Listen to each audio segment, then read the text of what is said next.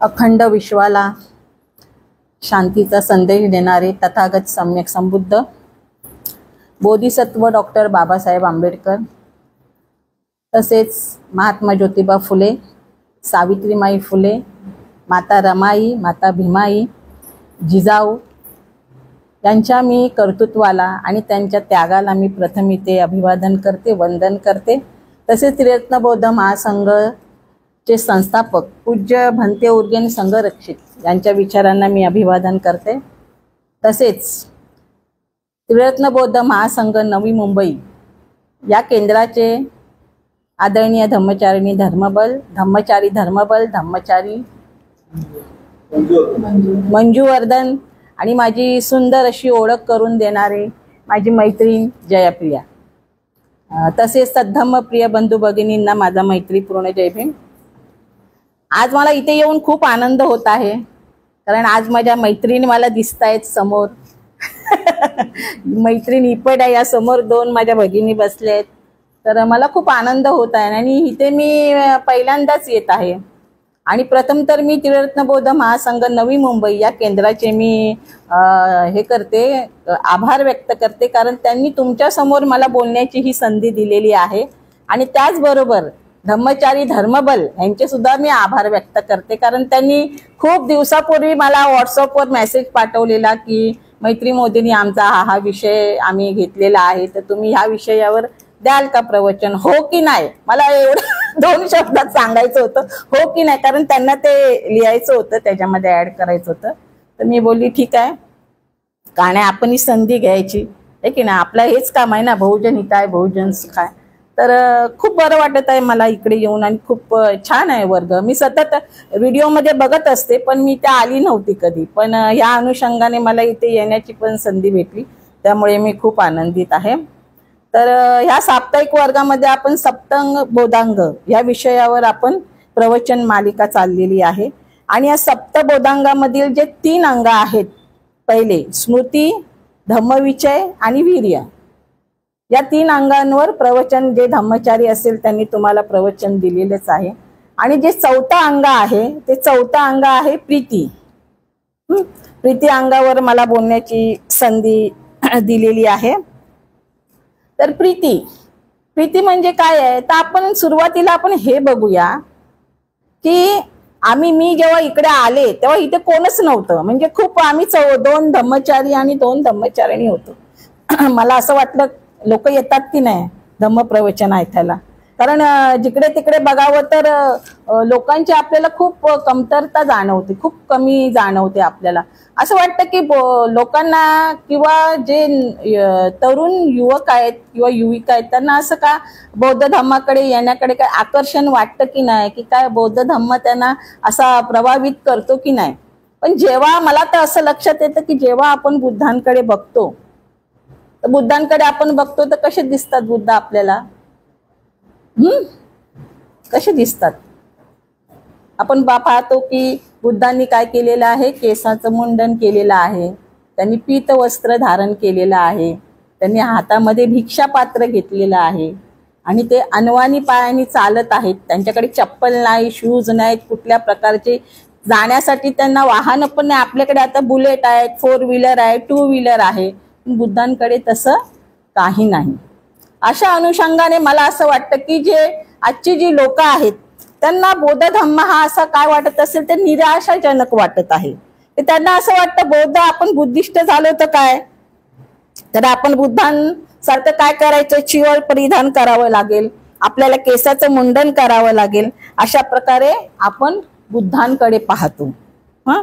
म्हणून लोक काय होत आहेत, बुद्ध धम्माकडे आकर्षित होत नाहीत असे मला वाटते।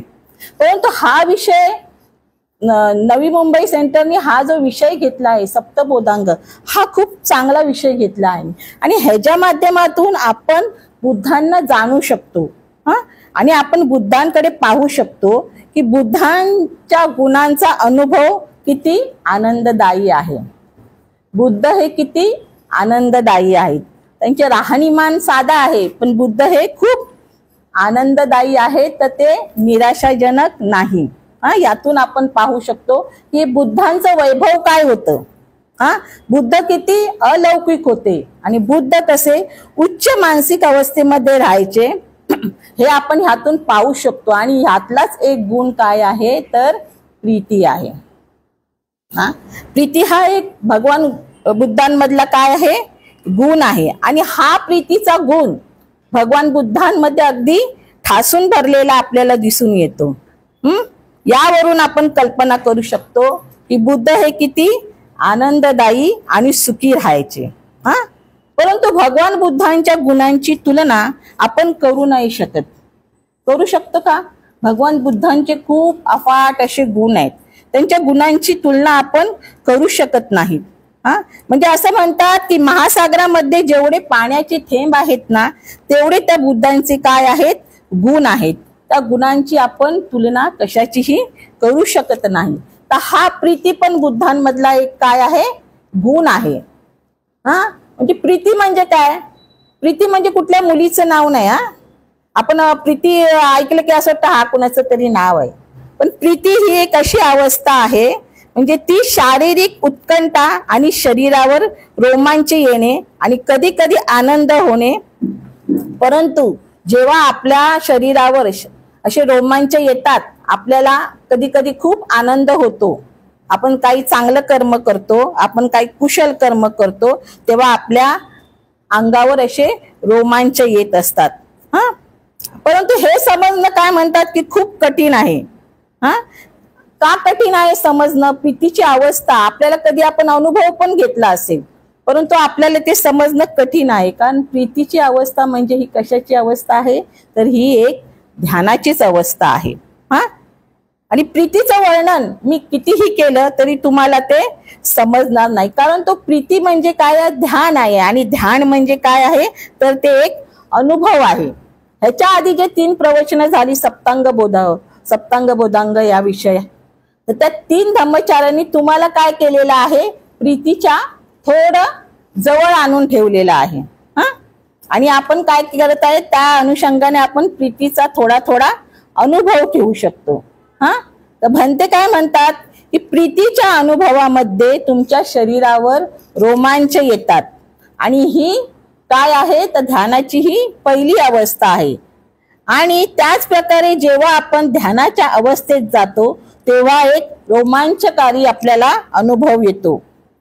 भंते म्हणतात हे रोमांच शारीरिक पण असतात आणि मानसिक पण असतात। आणि भंते काय म्हणतात ही जी अवस्था आहे प्रीतीची अवस्था ती कशी आहे तर समुद्राची लाट बघा येते, जोरात समुद्राची लाट येते आणि ती परत जाते, अशा प्रकारे भंते काय म्हणतात तर ही पाण्याच्या लाटेसारखी प्रीतीची अवस्था आहे। ते म्हणतात जर तुम्ही जास्त काळ ध्यानात राहिलात, तुम्ही जास्त वेळ ध्यान केलात तर तुम्हाला ही जास्त वेळा ही प्रीतीची अवस्था तुम्हाला जाणवू शकते। कधी कधी मी पण ध्यान करायची, मला पण ह्या अशा 1-2 मला अनुभव आलेले आहेत। मी ध्यानाला बसली की मला असं वाटायचं की माझे हातच नाहीत, माझे पायच नाहीत आणि मला खूप हलकं फुलकं झाल्यासारखं वाटायचं। आणि कधी कधी मला असा पण अनुभव आलेला आहे की मी खूप अशा सखोल अशा शांतीच्या अवस्थेमध्ये गेले, एवढी भयान शांतता, म्हणजे असे मला 2 अनुभव आलेले आहेत। पण मी हे जर बाहेर जाऊन कोणाला सांगितलं तर त्यांना ते खरं वाटेल का? नाही वाटणार, कारण तो माझा अनुभव आहे ना, कारण त्यांनी तसा अनुभव घेतलेला नाही, तो मी घेतलेला आहे। त्यामुळे हा अनुभव जर मी बाहेर सांगितला तर त्यांना कळणार नाही, पण कदाचित तिकडे आपले धम्मचारी आहेत, धम्मचारिणी आहेत, त्यांना हा अनुभव कळेल, कारण त्यांना पण कधी ना कधी हा असा अनुभव आलेला असेल। समजा किंवा एखाद्या तुम्ही कुठलं संगीत ऐकायला गेलाय, शास्त्रीय संगीत तुम्ही ऐकायला गेला आणि शास्त्रीय संगीत ऐकताना तिथे गायक असतात, वादक असतात आणि त्यामध्ये गायक आणि वादकामध्ये काय चालू असते जुगलबंदी चालू असते। आणि ह्याच्यामध्ये अनेक कलाकार भाग घेत असतात आणि ते काय करत असतात आपली कला तिकडे सादर करतात। आणि या कार्यक्रमामध्ये जेव्हा आपण जातो, तुम्ही कधी गेला असेल, मी पण गेली होती, त्या कार्यक्रमामध्ये आपण जातो तेव्हा आपली मनाची मानसिक अवस्था खूप उंचावलेली असते, कारण इथे जे मंजुचित्ता आहेत, जीन सागर आहेत, अनंत मित्र आहेत, यांनी एकदा खूप वर्षापूर्वी दामोदर हॉलला एक भीमराव पांचाळे यांचं शास्त्रीय संगीत त्यांनी ठेवलेलं दामोदर हॉलला, आणि ते शास्त्रीय संगीत ऐकताना माझी मनाची अवस्था एवढी उच्च प्रकारची झालेली, तर मला असं वाटत होतं माझ्या आजूबाजूला कोणच नाहीये, मी एकटीच आहे आणि मी वेगळ्या विश्वामध्ये गेलेली आहे. तसं 2018 मध्ये आपली परिषद झालेली, इंटरनॅशनल परिषद आमची इकडे झालेली बुद्धगयामध्ये, आणि बुद्धगयामध्ये सुद्धा शेवटच्या दिवशी प्रभाकरजी धाकडे ते आता नाही हयात आणि त्यांना दृष्टीहीन होते, त्यांना म्हणजे दिसत सुद्धा नव्हतं, परंतु ते वायोलिन एवढे छान वाजवायचे ना, आणि ते वायोलिन वाजवायचे. शेवटच्या दिवशी तो प्रोग्राम होता आणि त्यांनी एवढी सुंदर 2 गाणी मराठी वायोलिनवर वाजवली आणि सर्व आम्ही 1000 लोक होतो, आम्ही सगळे मंत्रमुग्ध झालेलो, एका वेगळ्या विश्वातच गेलेलो आम्ही. कारण तिकडे सगळी लोक काय होती, धम्मचारी धम्मचारिणी एकाच ध्येयाने प्रेरित झालेली तिकडे लोक होती, आणि एवढी तिकडे शांतता होती, तिकडे वातावरण विधायक होतं. त्यामुळे माझ्या मनाची अवस्था तर खूप वेगळी झालेली. तो असा एक अनुभव असतो, आणि ह्याला काय म्हणतात तर हा प्रीतीचा अनुभव आहे. हा अनुभव कसा आहे तर हा आनंददायी अनुभव. परंतु काय होतं माहितीये, आपण एखादं संगीत ऐकायला जातो, एका कार्यक्रमाला जातो, तिथे आपली मनाची अवस्था चांगली होत असते, परंतु ते संगीत बंद झालं की आपण पुन्हा काय होतं, आपल्या मूळ अवस्थेमध्ये येत असतो. पुन्हा आपण आपल्या जी रोजची अवस्था आहे त्यामध्ये येत असतो, आणि आपल्याला असं वाटत असतं की प्रत्येक वेळी आनंदी राहण्यासाठी आपल्याला आपण काय करत असतो तर आपण बाह्य गोष्टीची मदत घेत असतो. आपल्याला वाटतं ना मी आनंदी राहावी, मी सुखी राहावी, तर आपण काय करत असतो, नेहमी बाह्य गोष्टींची मदत घेत असतो. आपण बाह्य गोष्टींचा आधार घेऊन काहीतरी रोमांचकारी अनुभव म्हणजे घेण्याचा आपण काय करत असतो, प्रयत्न करत असतो. मग लोक काही करतात अनुभव घेणारा, एखादा दारुडा असेल त्याला एक क्वार्टर भेटली की त्याला खूप आनंद होतो. एखादा चोरी करणारा चोर असेल तर चोरी कर्म जर सफल झालं तर त्याला खूप आनंद होतो. एखादी बाई असेल चुगली करणारी, तिला तिची चुगली ऐकणारी दुसरी बाई भेटली की तिला खूप आनंद होतो.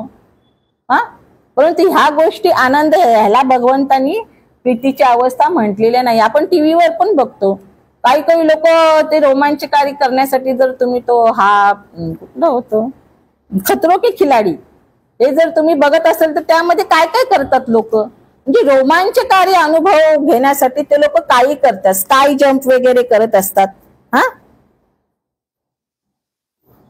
परंतु अशा प्रकारे असं करण्यापेक्षा ही जी लोक करतात ना स्काय जम्प वगैरे, परत खतरो के खिलाडी सारखे भयानक अनुभव होते, तर त्यांना मला असं वाटतं की त्यांनी तो अनुभव घेण्यापेक्षा जर ते आपल्या केंद्रामध्ये आले आणि त्यांनी ध्यान केलं तर त्यांना खरोखरच प्रीतीची अवस्था प्राप्त होऊ शकते असं मला वाटतं. आणि प्रीतीचा हा अनुभव आहे ती काय आहे, ध्यानाची ही प्राथमिक अवस्था आहे. तर दीघनिकायामध्ये ब्रह्मजाल सुत्तामध्ये अजातशत्रू आणि भगवान बुद्धांचा एक संवाद आहे. दीघनिकायामध्ये ब्रह्मजाल सुत्तामध्ये अजातशत्रू आणि भगवान बुद्ध यांचा एक संवाद आहे, त्याला श्रमण फल सुत्त सुद्धा म्हटलेलं आहे. तर त्यामध्ये अजातशत्रू भगवंतांना एक प्रश्न विचारतो.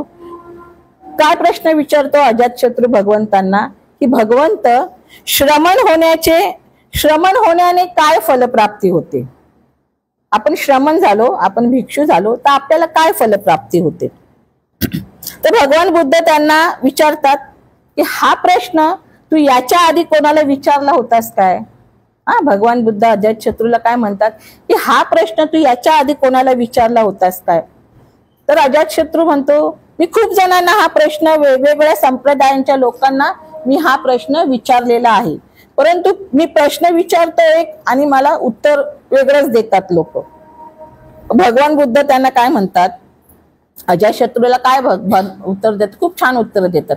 तर काय म्हणतात भगवंत, अजातशत्रू समजा तुमचा एक नोकर आहे, तुमचा नोकर आहे, तो पहाटे लवकर उठतो, तुम्हाला काय हवं नको ते बघतो, तुमची सेवा करतो, दिवसभर तुमची सेवा करतो, आणि रात्री तुम्ही झोपल्यानंतर तो झोपी जातो. आणि मग त्याला असं वाटतं की आपण राजाची खूप सेवा करतोय, आणि राजाला खूप त्याचा लाभ होतोय, राजा पण खूप आनंदी आहे, खूप त्याचा उपभोग घेतोय मी सेवा करायचा. पण त्याच्या एकदा मनामध्ये येतो की आपण भिक्षू का होऊ नये. त्याच्या मनामध्ये हा विचार येतो की आपण भिक्षू का होऊ नये. मग तो काय करतो, तो चिवर धारण करतो आणि तो काय करतो, केसाचे मुंडन करतो, तो एकच वेळ जेवतो. अशा प्रकारे तो काय करतो, पंचशिलेचे पालन करतो, आचरण करतो. आणि मग भगवंत म्हणतात, असा आचरण करणारा मनुष्य जर तुझ्या समोर आला तर तू त्याला वागणूक पहिला जसं नोकराला तू जशी वागणूक द्यायचं तसंच देणार का. हा, तर अजातशत्रू काय म्हणतात भगवंतांना, नाही भगवान, असा मनुष्य माझ्या समोर आला तर मी काय करेन, त्याचा आदर करेन, त्याचा सन्मान करेन आणि त्याला मी अन्न देईन आणि त्याच्या औषध पाण्याची मी व्यवस्था करेन. मग बुद्ध काय म्हणतात, श्रमण बनण्याचा हा पहिला फायदा आहे. म्हणजे श्रमण बनण्याने लोक तुमचा आदर करतात, तुमचा सन्मान करतात. आणि दुसरा फायदा काय आहे, तर असा व्यक्ती काय करतो, ध्यानाच्या आणि प्रीतीच्या अवस्थेमध्ये जातो. काय बोलतात भगवान, तर असा व्यक्ती काय असतो, ध्यानाच्या आणि प्रीतीच्या अवस्था. ध्यान म्हणजेच प्रीतीची अवस्था आहे. दुसरं तिसरं काही नाही.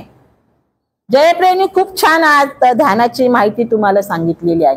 ध्यान म्हणजे दुसरं तिसरं काही नसून ही म्हणजे या मना कुशल चित्ताची अवस्था आहे. ध्यान करण्याने आपली कुशल चित्ताची काय होत असते, निर्मिती होत असते.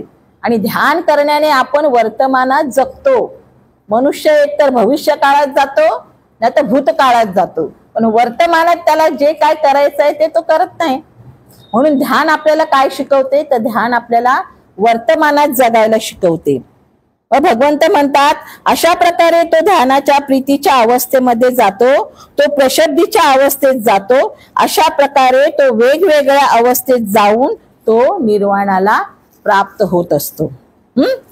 काय म्हणतात, तो निर्वाणाला प्राप्त होत असतो. म्हणजे असेही काय आहे, तर श्रमण बनल्याने आपण प्रत्येक जण काय म्हणतात की प्रीतीच्या अवस्थेत आपण राहू शकतो, आनंददायी आपण राहू शकतो. बघा, आपण जेव्हा भाज्यामध्ये जातो तेव्हा आपली अवस्था कशी असते.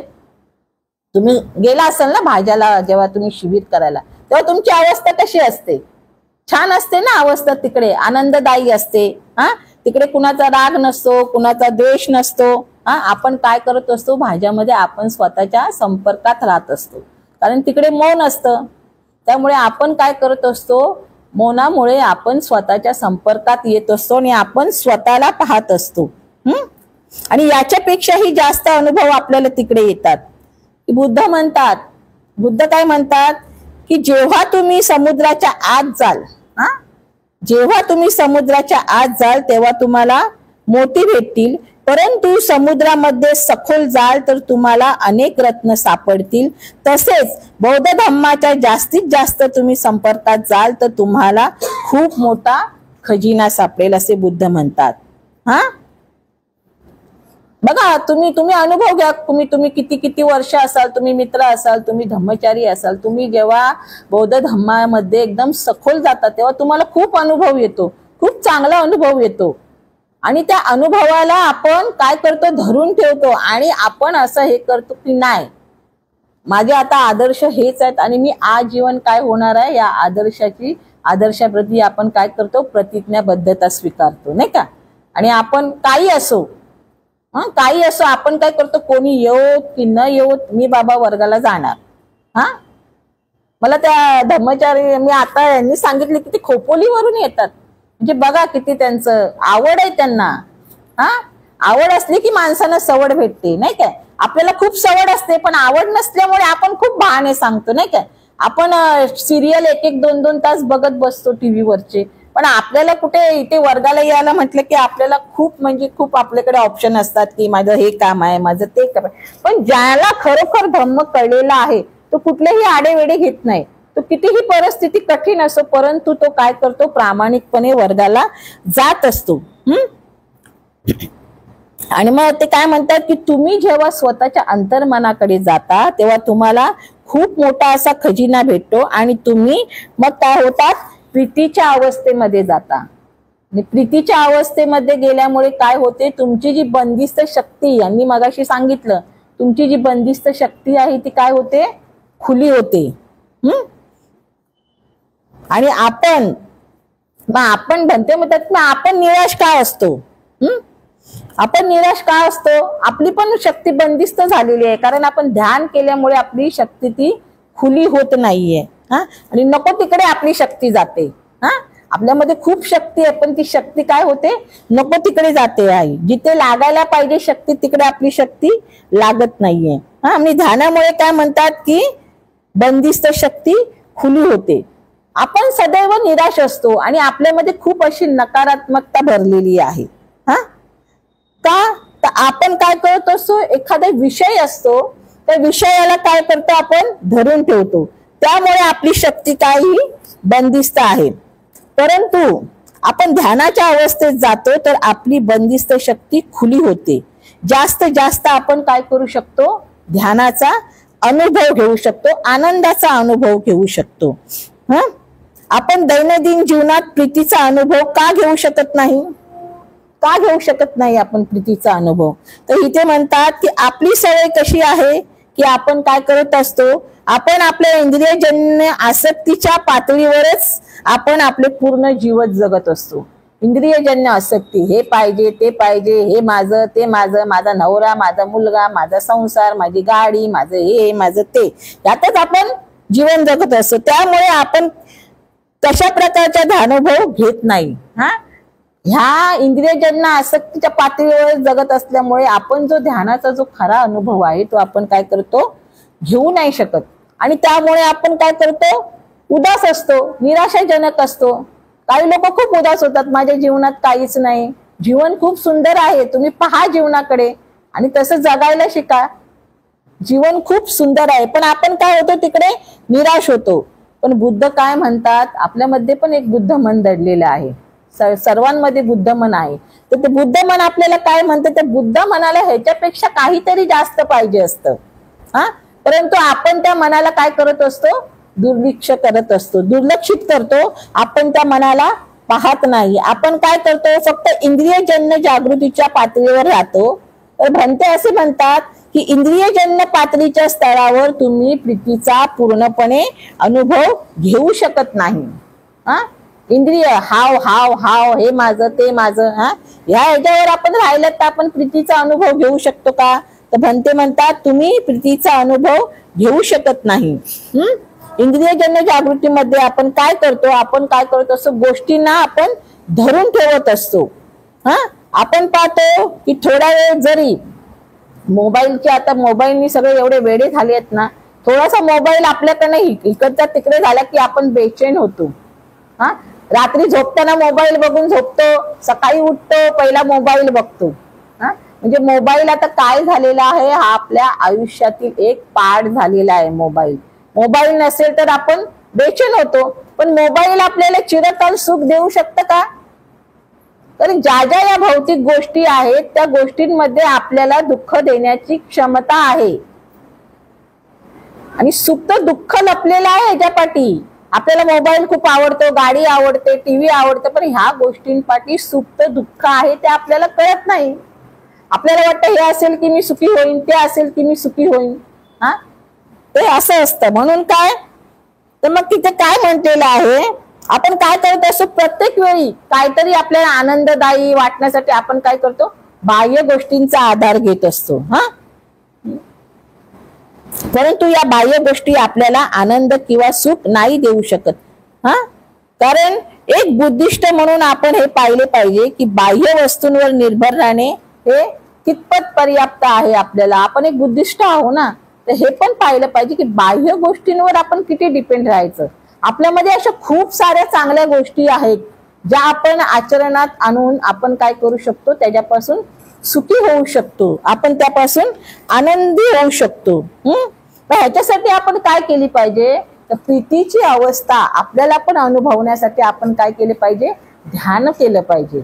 आपण ध्यानाचा जो आता तुम्ही 20 मिनिटं करत असाल तर तुम्ही 40 मिनिटं ध्यानाचा अनुभव घ्या, ध्यान तुमची वाढवा. आणि प्रीतीचा अनुभव घेण्यासाठी आपल्याला ध्यानामध्ये रुची असली पाहिजे. ध्यानामध्ये आपल्याला काय असली पाहिजे, रुची असली पाहिजे. जसे तुमचे ध्यान वाढेल तशी तुम्हाला बाह्य गोष्टींची गरज भासणार नाही. आपलं ध्यान वाढलं तर आपल्याला बाह्य गोष्टींची गरज भासणार नाही आणि आपण बाह्य गोष्टींवर काय होणार, अवलंबून राहणार नाही. बघा, आपण भाज्याला जातो, शिबिराला भाज्यामध्ये जातो तर आपल्याकडचे मोबाईल काढून घेतात, आपल्याकडे ठेवत नाहीत. मग आपल्याला तिकडे गरज असते का मोबाईलची? नसते गरज. तिथे टीव्ही नसतो टाइमपास करण्यासाठी, आपल्याला काहीच नसतं. तिकडे फक्त आपण एकटे असतो, आपल्यासोबत दुसरं तिसरं काही नसतो, पण तिथे आपण राहतो ना चांगलं. बघा, आता आपले काही काही धम्मचारिणी 3 महिन्याचं 6 महिन्याचा एकांतवास करतात. 6 महिने ते खूप चांगले राहतात, त्यांना कुठलीही बाह्य गोष्टीची आवश्यकता लागत नाही. एकांतवासामध्ये कुठे असते, तिकडे काहीच नसतं, टीव्ही नसतो, मोबाईल नसतं, काही नसतं. तिकडे फक्त ध्यान करायचं, मनन चिंतन करायचं, स्वतःला तपासायचं, मी कसा आहे हे तपासायचं आणि खूप आराम के साथ 6 महिने. काही आपले धम्मचारी सुबुती वगैरे 6 महिन्याचं ध्यान करतात, कारण त्यांना तिकडे कुठल्याही बाह्य गोष्टींची आवश्यकता लागत नाही. म्हणजे हे सर्व काय आहे तर आपलं ध्यान म्हणजे काय, आपल्या मनावर डिपेंड आहे. मनावर अवलंबून आहे. आपलं मन चांगलं असेल तर आपण चांगल्या प्रकारे ध्यान करू शकतो. पण जर मन वखवकलेलं असेल आणि मन आपलं चंचलच असतं, ते एका ठिकाणी राहतं का मन आपलं? नाही. मग मनाला एका ठिकाणी राहण्यासाठी आपण काय करायचं आहे, तेही ध्यान करायचं आहे. तर तसंच एक धनिया सुत्तामध्ये धनिया आणि भगवान बुद्धांचा एक संवाद आहे. तर त्यामध्ये धनिया काय बोलतो की विषय नाही तर जीवनात काही मजा नाही.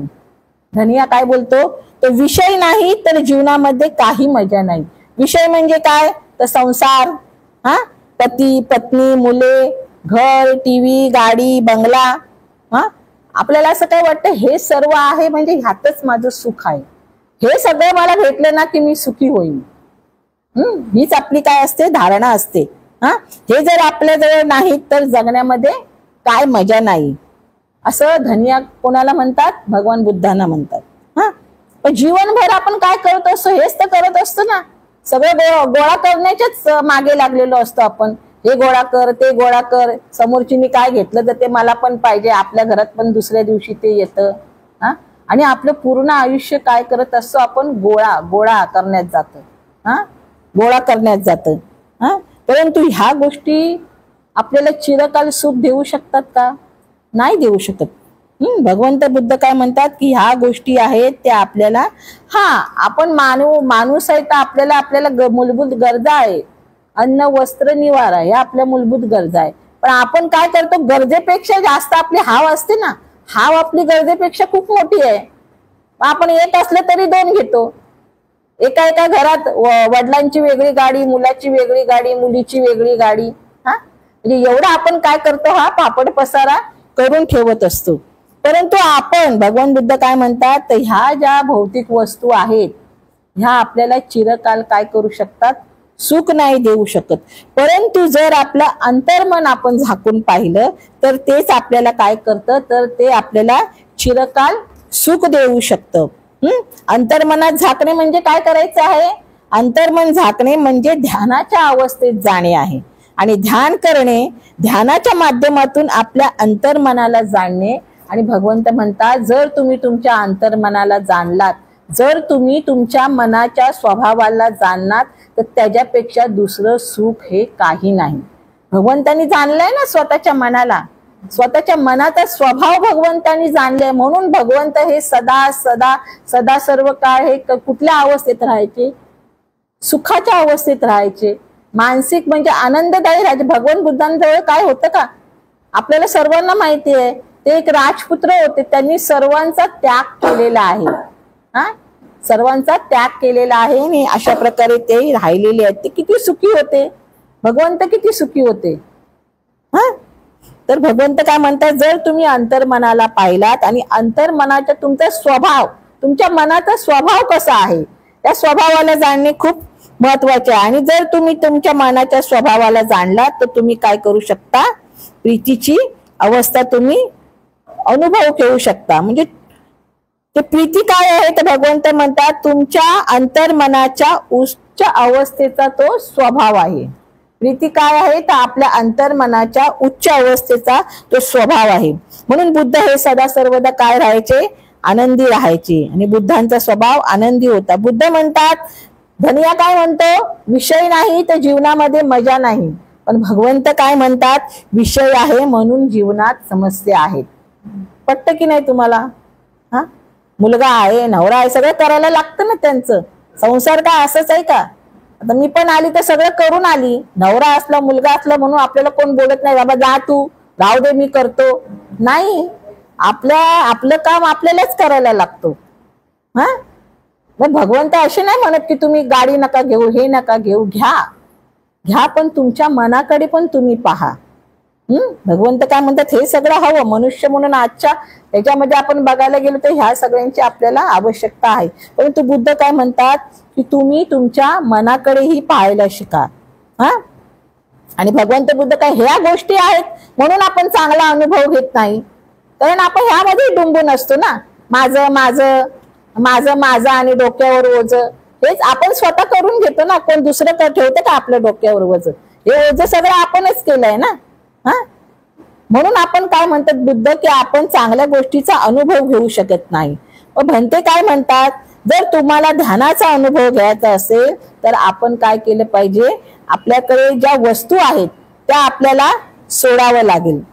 आता आपली धारणा काय आहे की हे जमा केलं, ते जमा केलं, टीव्ही घेतला, फ्रीज घेतला, गाडी घेतली, 2 व्हीलर घेतली, 4 व्हीलर घेतली, 1 BHK असला तर 2 BHK घेतला, म्हणजे मी काय होऊ शकते, आनंदी होऊ शकते. परंतु भंते म्हणतात की जर तुम्हाला उच्च आनंदाचा अनुभव घ्यायचा असेल तर तुम्ही वस्तूंना सोडलं पाहिजे. हा, सोडलं पाहिजे म्हणजे काय, आपल्याला त्याग केला पाहिजे. त्याग म्हणजे इतरांना, आपल्याकडे जास्त वस्तू असतील तर आपण इतरांना त्या दान पण द्यायला शिकलं पाहिजे. हा, इतरांना आपण दान द्यायला शिकतो ना, तेव्हा आपली जी भौतिक वस्तूवरची जी आपली पकड आहे ना ती सैल व्हायला लागते. म्हणून काय म्हणतात म्हणते, त्या भौतिक वस्तूवर काय करायला पाहिजे, आपण या भौतिक वस्तू आपण सोडायला पण शिकलं पाहिजे.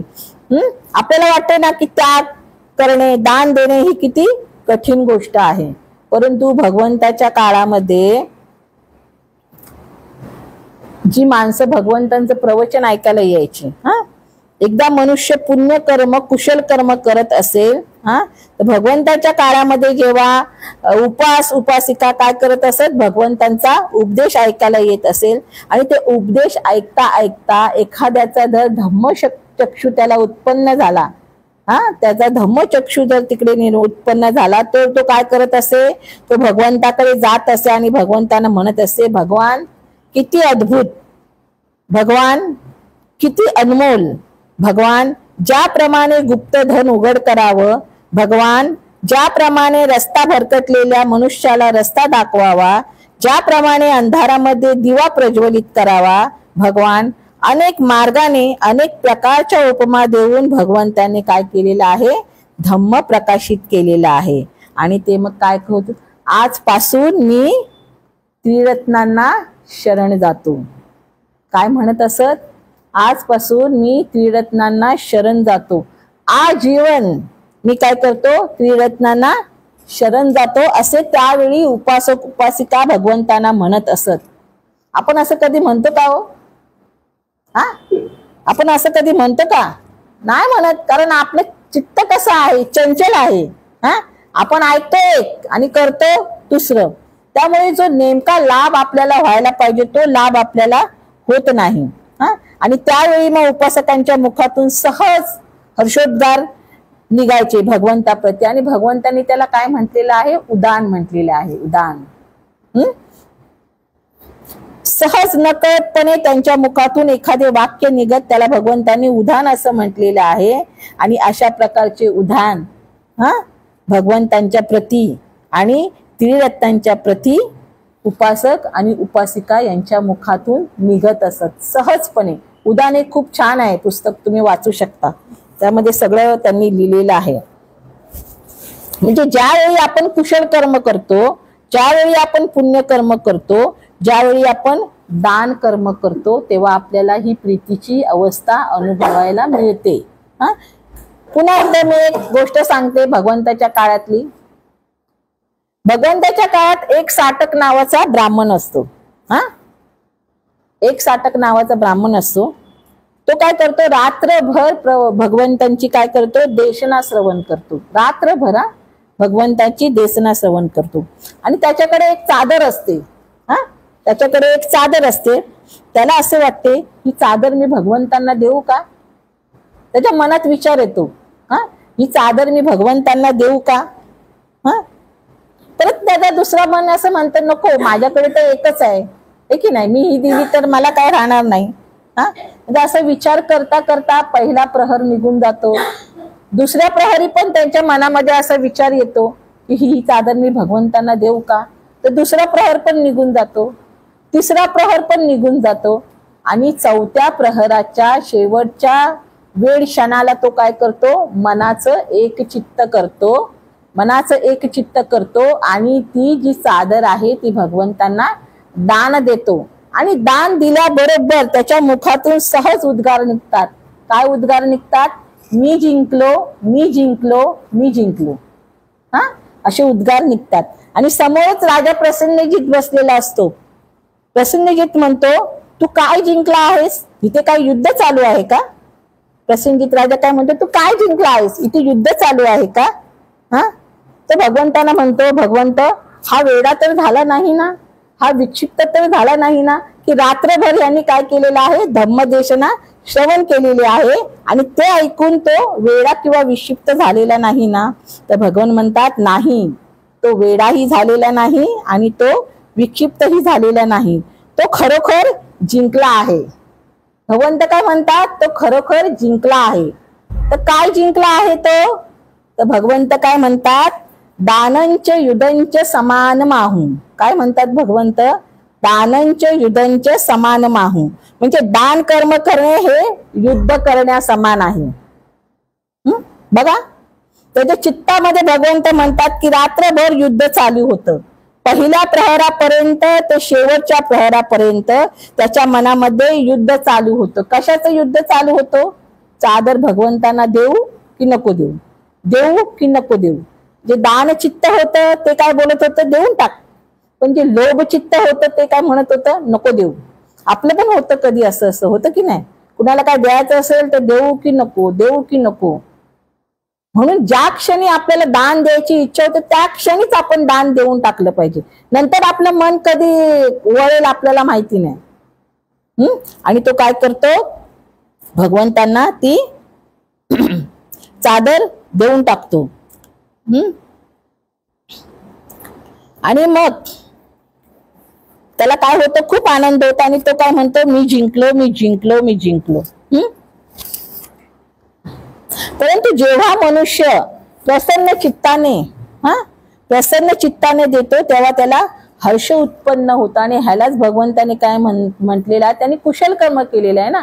भगवंतांना त्यांनी चादर दिली म्हणजे काय काय केलेलं आहे, त्यांनी कुशल कर्म केलेलं आहे. आणि कुशल कर्म केल्यानंतर मनाच्या मानसिकतेला जी प्रसन्नता लाभते, जो आनंद लाभतो, त्यालाच भगवंतांनी काय म्हटलेलं आहे, प्रीती म्हटलेलं आहे. बघा, तुम्ही आठवा, तुम्ही कोणाकोणाला मदत केली असेल है की नाही, त्याच्या पडत्यावेळी तुम्ही कोणाला आधार दिलेला असेल, मदत केली असेल. बघा, तुम्ही आठवा, तुम्हाला तेव्हा तो प्रसंग आठवतो ना, तेव्हा आपल्या बघा शरीरावर रोमांच येतात. आपलं शरीर, आपलं मन आहे ना, आनंदाने भरून जातं.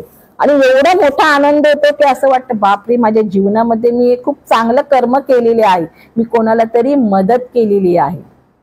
बघा, तुम्ही आठवा, मी पण कधी आठवते तर माझ्या पूर्ण शरीरावर रोमांच येतात की मी कोणाला तरी काय केलेली आहे, मदत केली आहे. हा आनंद जो येत असतो तो आपल्या हृदयातून येत असतो, आपल्या अंतःकरणातून येत असतो. आणि कुशल कर्माची, पुण्य कर्माची आणि दान कर्माची भगवंताने हीच व्याख्या केलेली आहे.